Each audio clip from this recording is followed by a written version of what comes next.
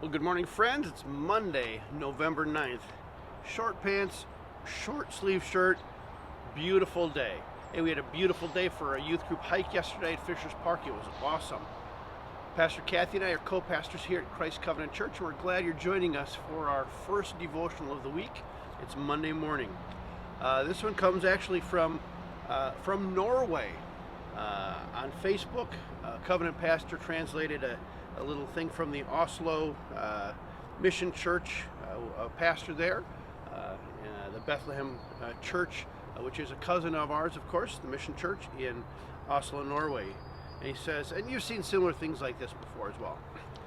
He says, we are keeping the church open to take part in the national communal work. We keep the church open to show care in creative ways, send a message or call someone, be a good colleague, ask a neighbor if there is anything we can help with, have a look if there are children in our surroundings who need something extra, send encouraging words, part with money and time, attend worship services and gatherings online, invite friends to a watch party, pray to God and invite someone to pray with us, pray for everyone in the world who is significantly having a harder time than us and raise a voice for these. Contact the church staff if there is anything you're wondering about or need help. Church is not events in a building, it's you and me. And Eric Andreasson,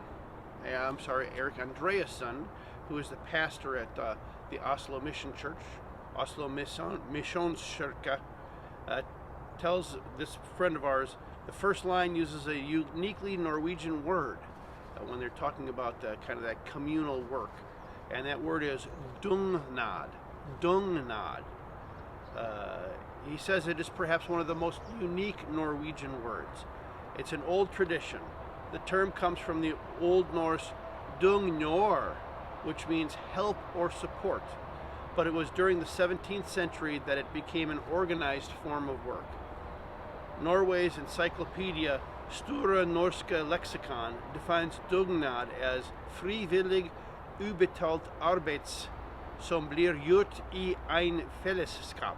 And that's like voluntary unpaid work that's done working together. And this together is the key. You don't do a dugnad all by yourself. That's why the voluntary work translation doesn't really convey the real meaning of the term. A dugnad is like when a sports team sells rolls to collect money for their summer tournament. It's when a choir sets up a cake lottery so they can go to Italy for a training week, or a school class trying to raise money for a class trip to Germany. And so I think the basis behind that, so he's done with that now. And I think for us, we've seen that a lot, dugnad, people coming together, you all coming together to meet needs of others.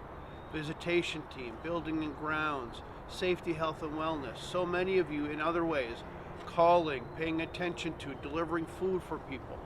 Not just members of our congregation, but those people down the street. And so that's a good thing. And I think of a verse that I looked up for this morning that kind of encapsulate this as well. Is it's actually a great couple verses. John 13, 34 and 35. It's where Jesus says this, a new commandment I give you, love one another.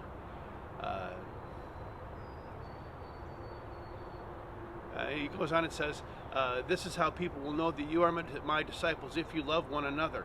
And that's an important thing for us, because friends at Christ Covenant Church, we do have love for one another. We understand the love that Christ has for us, and we reflect that and show that to others. It's not a fancy Norwegian term like dugnad. It's just love and care and compassion as well.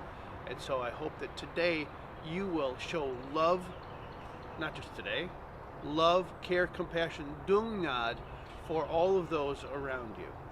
And so that's a good word for today.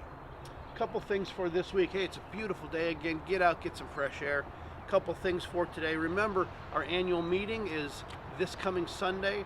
After worship in the sanctuary, arrangements will be made for online to vote for the budget, the different roles of leadership. We've got one more role of leadership to work on, the nominating committee. We've had a person in mind for a couple weeks, haven't gotten to that person It's to fill an unexpired 1-year term on leadership. And so if you're watching this now, you might just get a call later today.